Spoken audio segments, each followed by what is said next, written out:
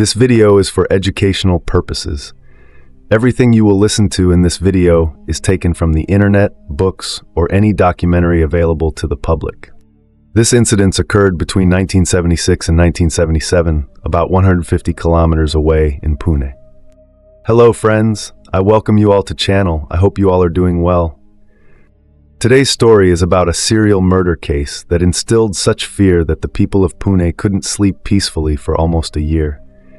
This entire case is known as the Joshi-Abhyankar serial murder case. Pune is usually known as a peaceful city, but in those 14 months, a wave of terror engulfed its people. One after another, 10 murders occurred within a year. Fear was so intense that as soon as evening fell, people locked their doors and windows. But what was the mystery behind this? Let me tell you the entire story. Early that morning, Pune police received information about a murder in Vijaynagar colony, Sadashiv. Upon arrival, the officers were shocked by the scene inside the house. 3 dead bodies lay there. Their mouths were stuffed with cloth, hands and feet tied, and their throats strangled with blue nylon ropes. One of the bodies was naked. Initially, the police suspected personal enmity, but after examining the house, they realized the motive was robbery. The house was ransacked, and an unusual scent lingered in the air, one that some might find pleasant, while others might not. The victims were identified as Achyut Joshi, a well-established businessman, his wife Usha Joshi, their only son Anand Joshi, whose body was found without clothes. An entire family wiped out in Pune, a city known for its peace. It was shocking. At the time, Assistant Commissioner of Police, ACP Madhusudan Hulyalkar, took charge of the case. The crime scene left him speechless. He had never encountered anything like it in his career. The bodies were sent for post-mortem, and the forensic team collected fingerprints. The next day, when the news broke in newspapers, panic gripped Pune. An entire family had been brutally murdered. People began pressuring the police to catch the killers as soon as possible. ACP Hulyalkar and his team deduced that this was not an ordinary robbery. The brutality indicated that a professional gang was behind the murders. One person alone couldn't have overpowered 3 people. However, there were no clues at the crime scene. The fingerprints found all belonged to the victims. This suggested that the killers wore gloves. But one question troubled the investigators. Why was Anand Joshi's body naked? And why did the entire house smell of an unusual fragrance? Despite intense investigations, the police found nothing. 21 days later, on November 22, 1976, a woman named Yashomati Bafna approached the police. She reported that some men had tried to break into her bungalow. However, she and her 2 servants fought them off, forcing them to flee. She recalled something crucial. One of the men was being called boss by the others. They followed his commands. The police dismissed this as a minor burglary attempt, but they would soon regret that mistake. December 1, 1976, another massacre. Late that night, another murder was reported. The police rushed to Smriti Bungalow on Bandarkar Road. What they saw shook them to their core. This time, 5 bodies lay lifeless inside the house. Just like before, their mouths were stuffed with cloth, hands and feet tied, throats strangled with the same blue nylon rope. One body was naked. The same perfume was sprayed throughout the house. It was horrific. The same killer had struck again. One of the dead bodies was of 88-year-old Kashinath Shastri Abhyankar, a renowned Sanskrit scholar. The second body was that of his wife, Indirabai. The third belonged to their maid, Sakubai Wak. The fourth was their grandson, Dhananjay, and the 5th, which was found without clothes, was their granddaughter, Jai. Upon searching the house, the police found the entire place ransacked. Observing the condition of the house and the bodies, ACP Madhusudan Hulyalkar and his team were convinced that this murder was committed by the same gang that had killed the Joshi family. The pattern and execution of both crimes were identical. The police sent all the bodies for post-mortem and began their search for the murderer. The next day, when this news appeared in the newspapers, Pune was in shock.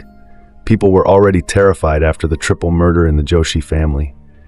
Now, after the brutal killing of 5 members of the Abhyankar family, fear gripped the city. As evening approached, people started shutting their doors and windows, dreading the possibility of being the next target. Many even began carrying knives and daggers for protection. Seeing the rising panic, the police increased their patrolling. However, the fear was so intense that people lost faith in police security. Eventually, the Pune police commissioner had to call in CRPF troops for additional patrolling to restore public confidence. Meanwhile, the police worked tirelessly to track down the killers. They particularly intensified their nighttime inspections, checking every suspicious person and vehicle. Yet, despite all efforts, they had no breakthrough. For nearly 4 months, the police were groping in the dark. Then, on March 24, 1977, in the evening, the police received information that a dead body had been found on the banks of the Mulamutha River near Yerwada. A team, led by Inspector Manikrao Damame, an exceptionally skilled officer, immediately rushed to the spot. Upon arrival, they discovered the body of a man tied to an iron ladder. It was evident that this was a case of murder. The police took the body into custody and started searching for clues that could reveal the deceased's identity. Fortunately, they found an ID card in his pocket. Though the card was slightly damaged due to water exposure, some letters were still readable. The first thing visible on the ID card was the name Anil Gokhale. The second readable piece of information was Abhinav Kala Mahavidyalaya. From this, it was confirmed that the deceased was Anil Gokhale, a student of Abhinav Kala Mahavidyalaya. As Inspector Manikrao closely examined the body, he noticed that the victim's neck was tied with a blue nylon rope. Initially, it seemed like a coincidence. However, upon closely inspecting the knot, he realized that it was identical to the knots found on the victims of the Joshi and Abhyankar families. The moment he saw the knot, he knew that the same gang was behind this murder. The body was sent for post-mortem, and ACP Madhusudan Hulyalkar was immediately informed about the nylon rope detail.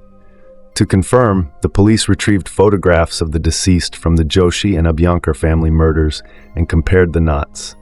They matched perfectly. Now it was certain that all 9 murders were committed by the same gang. Soon after, Anil Gokhale's post-mortem report arrived, revealing that he had been killed just the previous day, on March 23, 1977. The police realized that this was a fresh case, and they had to act fast before the murderers went underground. ACP Hulyalkar initiated an investigation to determine Anil's last whereabouts. During inquiries, a student informed the police that he had last seen Anil riding on the back of Rajendra Jakkal's bike. The police immediately started searching for Rajendra Jakkal and found him right at the college gate. He was taken to the police station for questioning. At the station, ACP Madhusudan Hulyalkar asked Rajendra where he was on the evening of March 23, 1977. Rajendra replied that he was with his 3 friends, Dilip Sutar, Shantaram Jagtap, and Munawar Harun Shah. The police summoned all 3 of them for questioning and separated them before interrogating each individually. When asked about their whereabouts in the past week, their statements did not match. This raised suspicion, making it clear that they were hiding something. Realizing that the suspects wouldn't easily confess, ACP Hulyalkar decided to gain their trust first. He approached Rajendra Jakkal and started speaking to him in a calm and friendly manner. Then, he offered Rajendra a cigarette. Initially hesitant, Rajendra eventually accepted it. ACP Hulyalkar himself lit the cigarette for him. Once Rajendra was a bit more comfortable, ACP Hulyalkar placed a hand on his shoulder and gently said, "Look, Rajendra, we have been trying to catch these murderers for many days. They have made life hell for the people of Pune.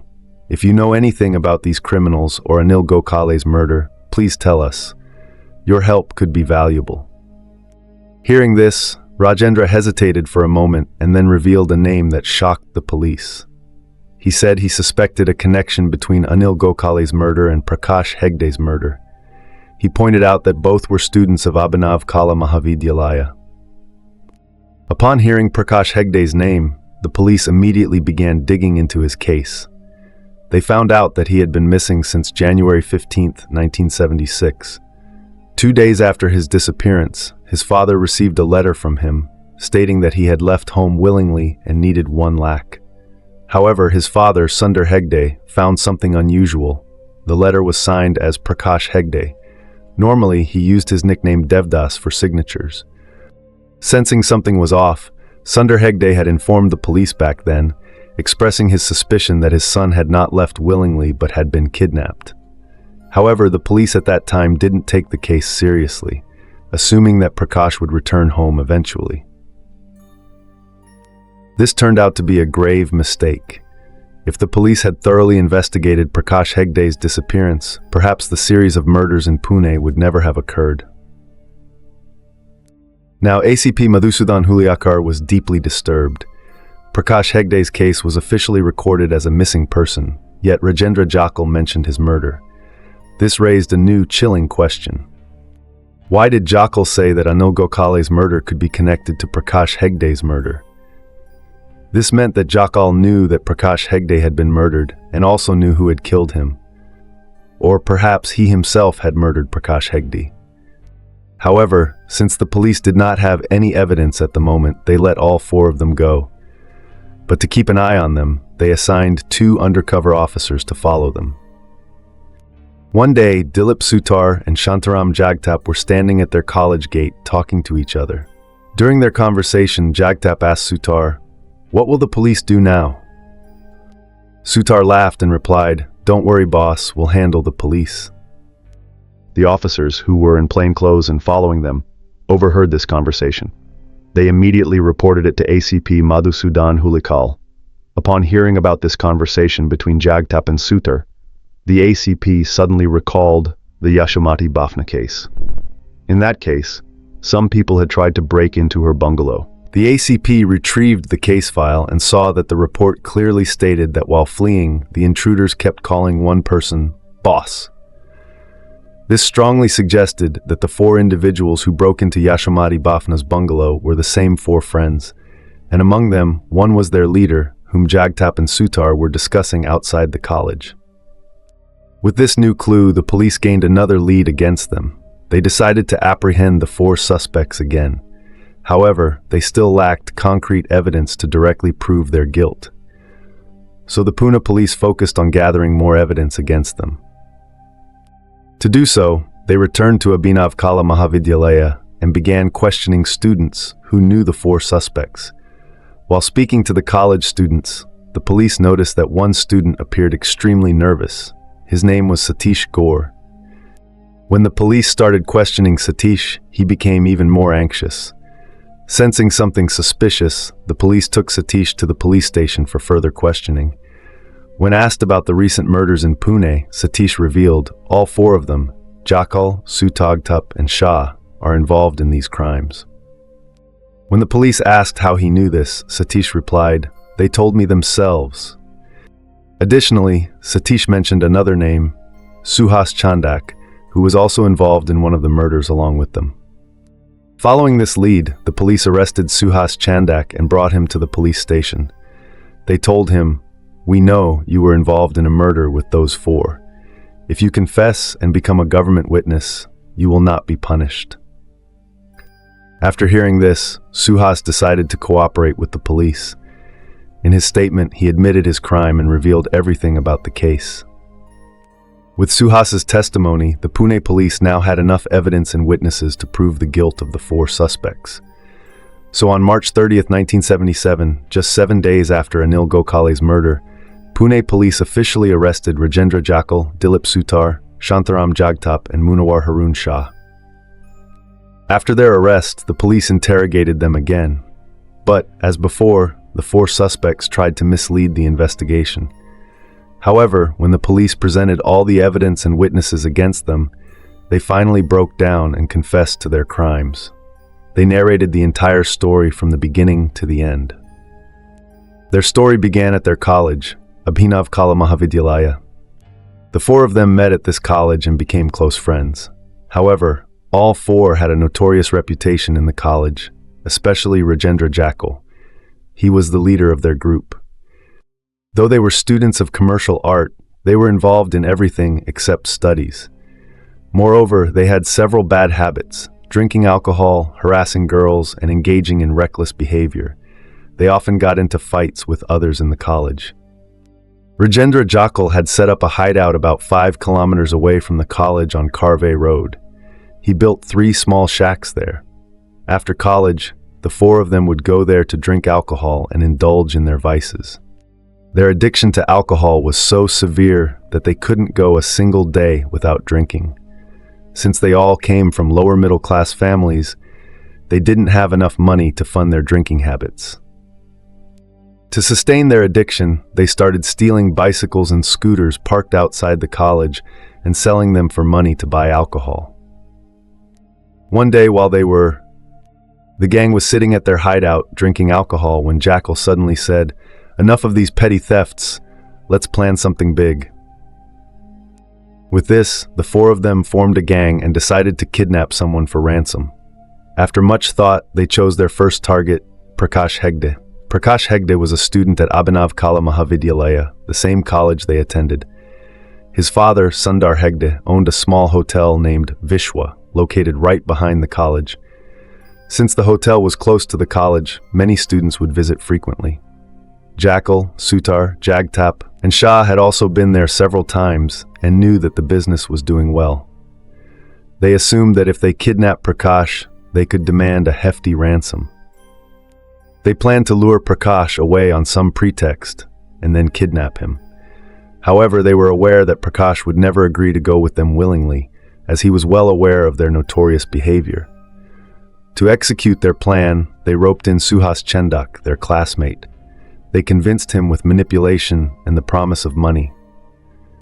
On the afternoon of January 15, 1976, Suhas approached Prakash and told him that he wanted to discuss an important business matter. Trusting Suhas, Prakash agreed and went along with him. Suhas led him to a secluded road and forcibly took him to Jakkal's hideout. As soon as Prakash saw the other 4 waiting, he became anxious. Without wasting time, the gang pounced on him and began assaulting him. They then forced him to write a letter stating that he was leaving home on his own accord and needed money. Prakash, under duress, signed the letter. The next night, January 16, 1976, the gang took Prakash to Peshwe Park Lake, which was just a few meters away from his father's hotel. This was the beginning of a series of murders that would instill fear across Pune. At the lake, they stuffed a cloth into Prakash's mouth to silence him. Then Shantaram Jagtap pulled out a blue nylon rope, tied a noose, and placed it around Prakash's neck. They tightened the noose until Prakash stopped breathing. Once he was dead, they stuffed his body into an iron drum, placed heavy stones inside, and dumped it into the lake. Seeing this horrific act, Suhas Chadak was terrified. He had only agreed to assist in the kidnapping, thinking they would take ransom and release Prakash. But witnessing the brutal murder shook him, and he distanced himself from the gang. The next morning, the gang wrapped the letter Prakash had written around a stone and threw it into his house. When his father, Sundar Hegde, found it, he immediately grew suspicious, especially after seeing the signature. As I mentioned earlier, this suspicion led him to inform the police.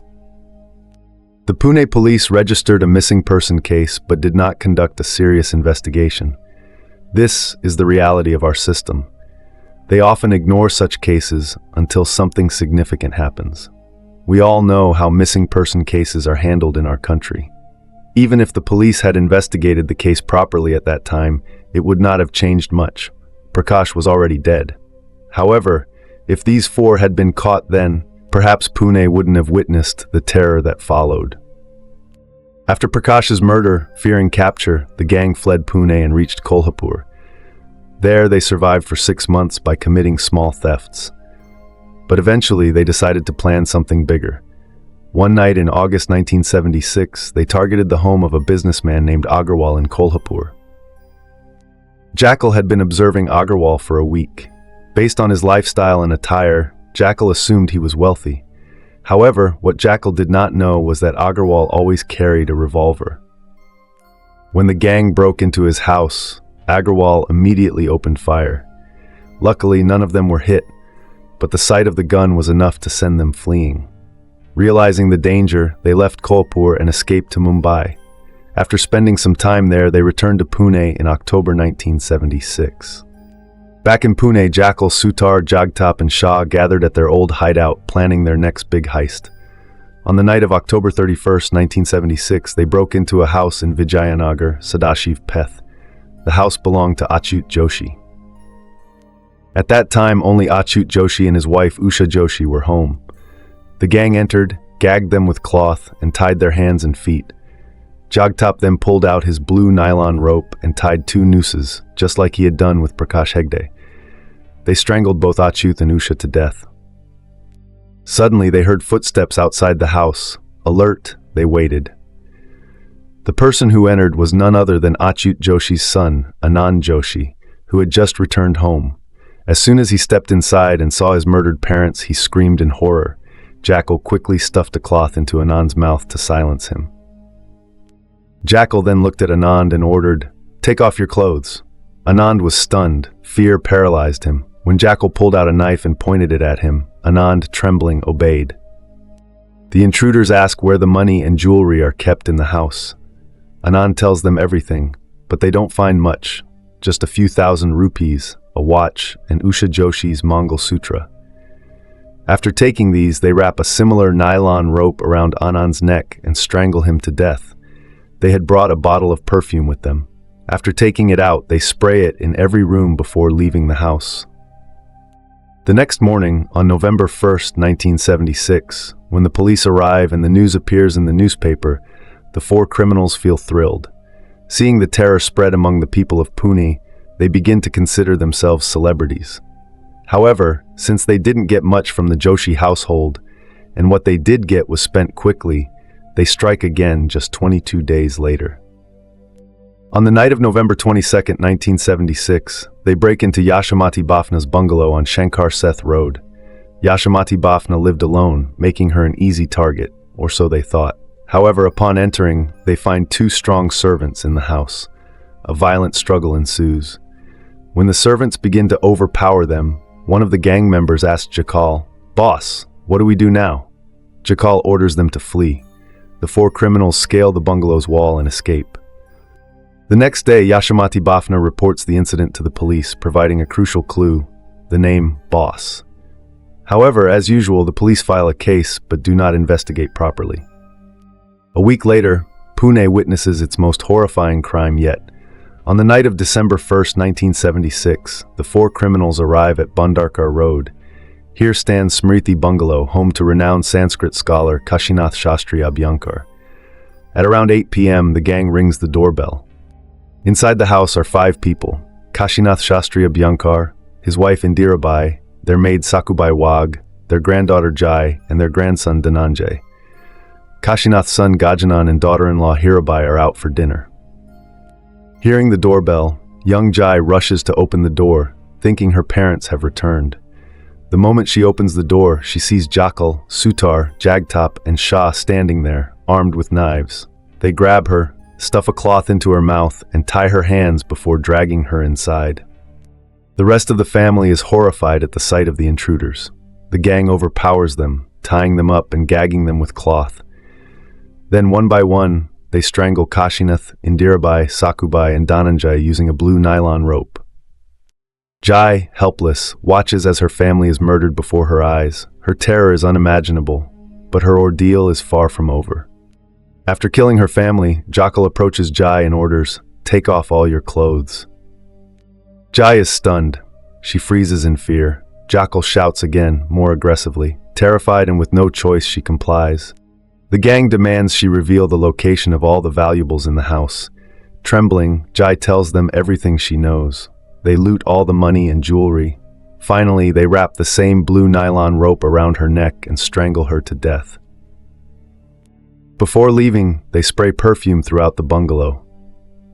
At around 10:30 p.m., Kashinath Abhyankar's son and daughter-in-law return home from dinner. The moment they step inside, their world shatters. The lifeless bodies of their loved ones lie before them.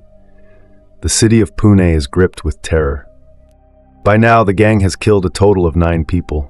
4 months later, they claim another victim, Anil Gokhale. Anil Gokhale is the younger brother of Giant Gokhale, who was once their college classmate at Abhinav Kala Mahavidyalaya. On the evening of March 23, 1977, Anil goes to meet his brother at Alka Talkies. When he doesn't find him there, he leaves. On his way home, he encounters Rajendra Jakkal. Jakkal asks, "Where are you going?" Anil replies, "Home." Jakkal offers him a ride on his bike. Since Anil knows Jakkal from college, he trusts him and gets on. But instead of taking him home, Jakkal rides to their hideout on Carve Road, where the rest of the gang is waiting. Once there, the four men brutally beat Anil and steal all the money he has. Finally, they strangle him with the same blue nylon rope. They then tie his body to an iron ladder, weighing it down with heavy stones before throwing it into the Mulamutha River near Bund Garden. The next evening, on March 24, 1977, due to the river's current, the stones come loose and Anil's body resurfaces. The police investigate, and eventually the gang is caught. Had Jakkal not confessed to Prakash Hegde's murder, they might never have been apprehended. The identical knots on the nylon ropes, Suhas Chandak's testimony, and their boastful confessions to Satish Gore also helped the police build a case against them. However, two mysteries remain. Why did they strip Anand Joshi and Joshi-Abhyankar, and why did they spray perfume all over the crime scenes? Their explanation is chilling. They forced their victims to undress to prevent them from running away in shame, ensuring they complied with their demands. As for the perfume, it was to confuse police sniffer dogs, masking their trail. Following their arrests, the police recover Prakash Hegde's skeleton from Peshway Park's pond and retrieve stolen items from their hideout on Carve Road. As their trial begins, the people of Pune, who have lived in fear for months, finally feel a sense of relief. On May 15, 1978, the four criminals, Rajendra Jakkal, Dilip Sutar, Shantaram Jagtap, and Munawar Harun Shah, are presented in court. Just 4 months later, on September 28, 1978, the Pune District Court sentences them to death. Suhas Chadak, who turned state witness, is acquitted. They appeal to the Bombay High Court, but on April 6, 1979, the High Court upholds their death sentence.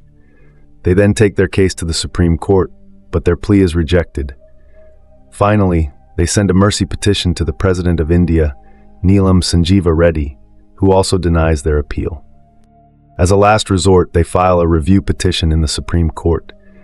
The case drags on, and the people of Pune grow impatient. 1,000 prominent citizens sign a petition urging the Supreme Court to expedite the ruling. The court takes the matter seriously and dismisses the review petition. With their execution imminent, the criminals try every possible trick to delay their deaths. They claim they want to donate their organs and need time. Some request extensions to translate books into Marathi.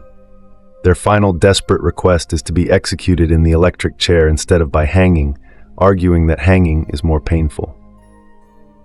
This absurd demand puzzles the court. No one can compare the pain of hanging versus electrocution, as no one has survived to tell the tale. It is merely another ploy to delay justice. Once again, the people of Pune step in. They gather expert opinions from 10 leading doctors across India, who unanimously conclude that hanging is the least painful form of execution. Their findings are presented to the Supreme Court, which rejects the criminals' appeals. Finally, on November 27, 1983, Rajendra Jakkal, Dilip Sutar, Shantaram Jagtap, and Munawar Harun Shah are hanged at Pune's Yerwada jail. This was the first time in independent India that 4 criminals were executed together. The next such execution would occur years later in the Nirbhaya case. Books and films have since been made about the Joshi-Abhyankar murders, including the 1986 Marathi film Maaficha Sakshidar, in which Nana Patekar played Jakkal, and Anurag Kashyap's 2003 film Paanch. Even decades later, those who lived through this era in Pune still recall the fear that gripped the city for over a year.